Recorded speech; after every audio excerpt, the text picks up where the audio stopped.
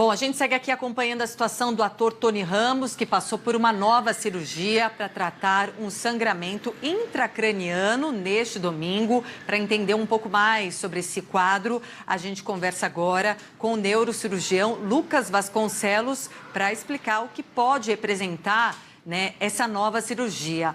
Doutor, muito obrigada mais uma vez pela sua participação conosco. Bom, imaginava-se que ele vinha de uma boa recuperação, tendo em vista que na última sexta-feira, aliás, na quinta-feira, 7h30 da noite, ele foi submetido a uma primeira cirurgia em razão de um hematoma também intracraniano. Segundo o boletim médico, ele se recuperava bem, estava na UTI, mas estava já falando, consciente, quando vem a necessidade de uma nova cirurgia por um novo sangramento intracraniano. O que a gente pode entender desse quadro, professor e doutor? Bom, muito obrigado, Patrícia, pelo convite. A condição que o Tony Ramos apresentou, ela é muito comum em hematomas subdurais, principalmente na ideia que estamos tendo de um hematoma subdural crônico. O organismo, ele tende a degradar, a destruir, a tentar eliminar um sangramento cerebral. E no caso do hematoma subdural, aquelas células de lise, de degradação do sangue, elas estão muito frequentes e presentes na região do hematoma. Então, o paciente é submetido a uma cirurgia realizada com sucesso, sem intercorrência, mas aqueles fatores de lise, de degradação, aumentam muito a chance de sangramentos no local. Por isso que os pacientes ficam, após essa cirurgia, em observação no hospital por alguns dias, sendo submetido a tomografias de controle para averiguar se há algum novo sangramento ou não. E isso não significa nada para se assustar, é algo que pode acontecer e pode ser tratado perfeitamente. Tá, não significa o agravamento do quadro de saúde do ator Tony Ramos, né? Não necessariamente. É claro que qualquer procedimento neurocirúrgico intracraniano é um risco para o paciente e é uma exposição a um perigo maior.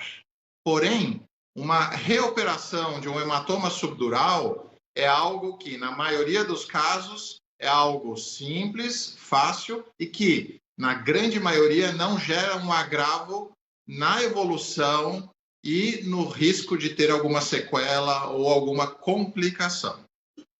Saiu um novo boletim médico aqui do ator, né, do Hospital Samaritano Botafogo, informando que ele se recupera dessa segunda cirurgia, né, que foi realizada ontem, 19 de maio, após apresentar distúrbios de coagulação que resultaram na formação de novos hematomas.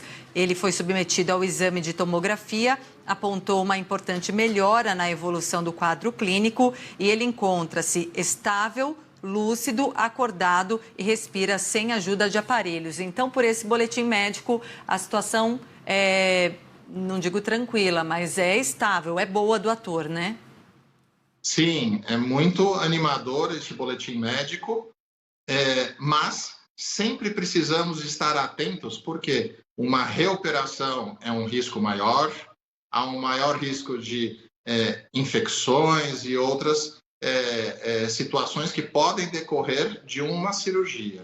Então, o cuidado intenso, toda a precaução é muito importante neste caso. Porém, as notícias são animadoras e a evolução deve ser certamente muito boa e em breve ele retornará sem sequelas, sem déficits ou complicações deste procedimento. Tá, tudo leva a crer que ainda passando por mais uma cirurgia, mais um hematoma, ele não sofra nenhum dano cerebral, doutor? Sim, sim. Na grande maioria dos casos, apesar de ser algo ruim ter uma reoperação, por estar sendo muito bem tratado e num hospital de excelência e com uma equipe qualificada, o tratamento foi rápido e evitou o risco de alguma sequela. Exatamente. Agora, como o senhor disse, esse hematoma secundário que veio depois da primeira cirurgia, ele é comum. Outros ainda poderão acontecer. Qual que é a janela de tempo de monitoramento para o risco de novos hematomas?